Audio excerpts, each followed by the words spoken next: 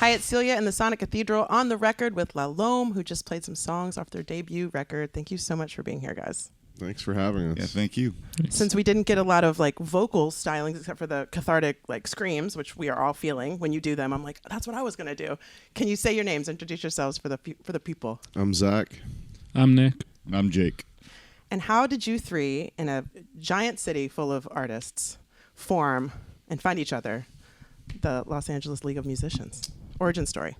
Me and Jake have known each other since we were maybe 16, 17. I used to work at a guitar store in LA, and when we met, we were both really interested in a lot of like old American blues and stuff like that, and there weren't that many people we knew that were into that, so that's kind of how we started playing together. We played in bands together for years, doing all different kinds of things, a lot of dance music, a lot of rockabilly. And yeah. And Nick and I met in college, and soon after that, Nick got a gig at one of the hotels in LA and convinced them to have a music night. And then I called in Zach pretty soon after. He called me and I called Zach in, and then we were working 4 or 5 nights a week, doing 3 hours a night to get ourselves into shape and to keep everybody happy.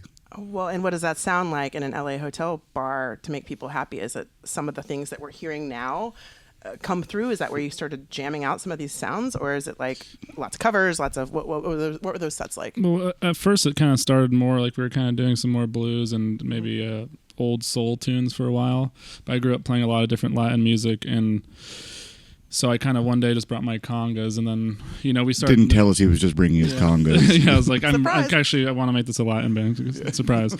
And then we kind of started noticing like people reacting in like romantic ways, and kind of felt like we were on to something at that point. Yeah. Mm.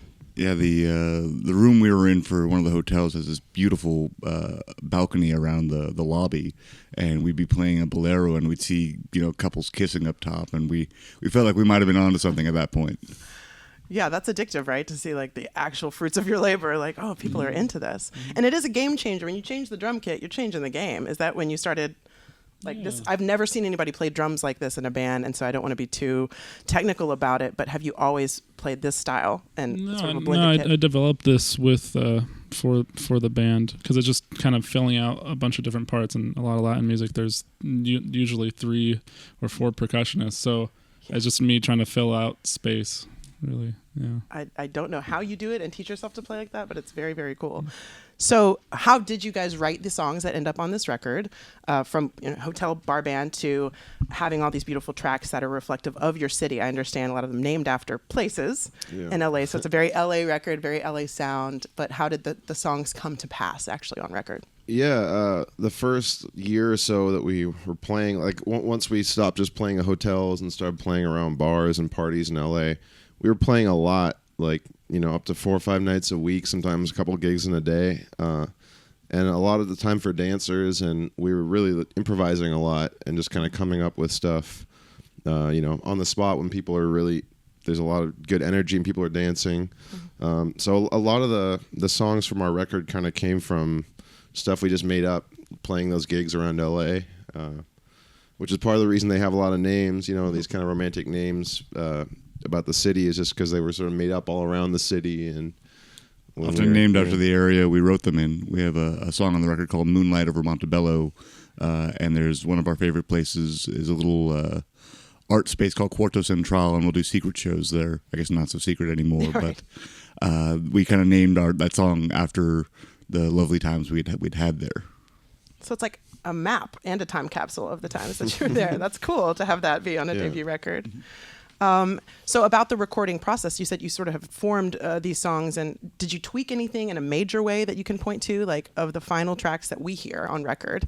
Did you get in studio and say, actually, no, we need to swap that, because even though you'd worn it out live together, you realized you wanted to do it differently? Yeah, I mean, we a lot of things, there's a few tracks on the record that we just made up on the spot in the studio too, and then developed them a little more. I guess Figueroa. Mm-hmm. Yeah, it kind of comes from ideas we had floating around, but we really came up with a whole form for it and put a bunch of things together in the studio. But the whole record's recorded live, and there's some overdubs on top of it. I'd say the main thing that shifted when we went into the studio is going from it sounding as high fidelity as live sound into shaping the sound. And we got to work with Elliot Bergman, who produced the last record, and he really helped us find that more lo-fi vintage sound for the record. Yeah, and just like playing as a trio, it's the setup. It's really simple. When we were recording, we got to put all kinds of keyboards and additional percussion, and sometimes a couple guitars. So we got to really add a lot more and make a richer kind of sound. I mean, you say that, and yet when I saw you live last night, which at the time of this recording, we had the benefit of like the show was last night instead of you coming in on day of show. So I got to see you in all the glory. I mean, this is much on this small stage like you did last night. You make a lot of racket for 3 people. So I can't tell the difference just seeing you last night from the record and last night. How have you had to tweak the songs, now reverse engineering, to go on the road live to tour this album? Like, were there things that you added keys here, but you're like, well, it's not really a big deal if we don't have that on the road? Yeah, I think after recording, there will be certain parts played by some of the other instruments that I like, so I'll try to play them. I'll try to play the keyboard part that we did on the record, and I'll do that on guitar too. Just part of playing as a trio, you kind of have to fill in a lot of different areas. It seems like a lot of trust too that you have to have in one another to like pick up. And it just came from the 4 nights a week, 3 hours a night, years of that. Reps, we really learned how to fill a sound. Yeah. And I feel so lucky to have these two guys to do that. Yeah. Can we go back a little bit to not just origins of like, oh, we love the blues and we're working and talking about music, so then we'll play that music, but like family histories and the ways that's influenced this music? Because for the layman, are just like, oh, that's a very like cool retro sound, but like, what would you describe to somebody who just came from space? This is the origins of this sound of the LOM. Yeah, I kind of grew up playing a lot of country music, a lot of like bluegrass and old time and stuff like that with my dad. He's a musician too, and we started playing gigs together when I was really little. I was like maybe 11 years old. When I started playing with Nick back when we were playing at the Roosevelt Hotel where we started out, and Nick had the congas, and we were doing a lot of like old classic Latin music. I started thinking about influences I had and stuff I knew that kind of worked with that. I kind of grew up listening to a lot of these boleros from Mexico, from like groups like Los Panchos.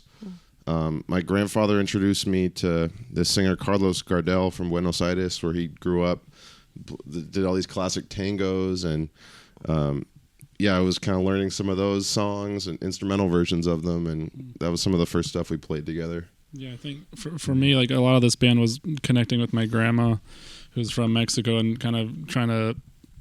Originally, we were playing more 30s, 40s style classic Mexican music. So it was like that, so there's been a large part of the nostalgia aspect I think a lot of people have related to with our music, and it's very important to me. So. But sorry, Jake. I was going to say, part of it, and then I think our sound is a sound of Los Angeles. I think that's very much the combination of all these things coming together.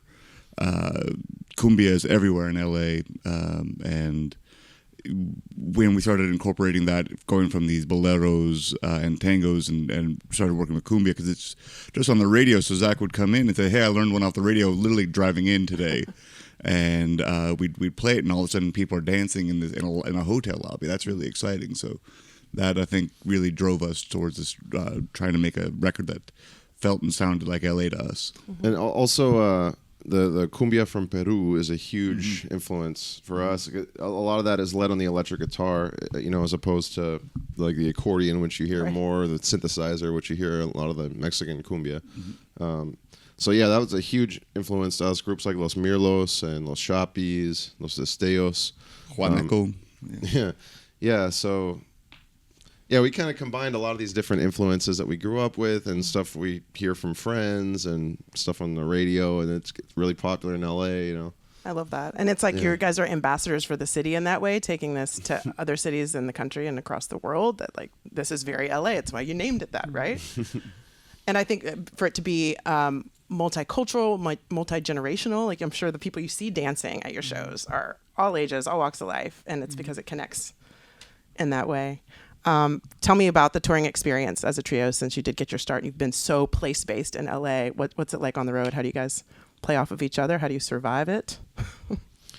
I mean, TBD, I guess you're sort of. It's been great. We've really only been touring for about a year now, and before that, we were just playing around LA, for a couple of years, maybe almost a couple of years.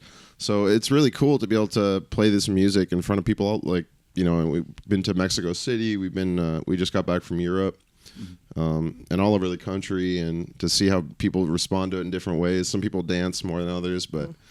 It seems like the music we play goes over really well pretty much everywhere we go.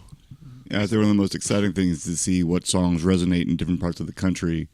If we're in Texas and we play a Selena song or Desvelado or something like that, that really resonates there. Whereas if we're in Mexico City, they're very interested in the current state of cumbia, so they're most interested in our original material. And it just depends on what region you're in to what people are most interested in. Now that's a map I want to see. That's cool. Post-tour, analysis of what hit where. That's so cool. Are you able to write at all when you're together and grinding it out and dates after dates? I mean, do you still jam before shows and or on? It's a little bit harder. Like when we used to play, 3-4 hours a night, we were just making stuff up all the time. Now it's like we kind of make stuff up during sound checks, and then we leave some room in the set to improvise still and make things up. But we're kind of figuring that part out because it's new to us to be touring this much. Well, it's working. Just from one observer of one show on this tour. Thank you for bringing your stuff to Nashville. And Nashville can be a tough crowd, so to watch people boogieing on a Sunday night was something of beauty. Thanks for moving us, literally. Thanks for being here. Have a safe time on the road. Yeah, thank you. Thank you.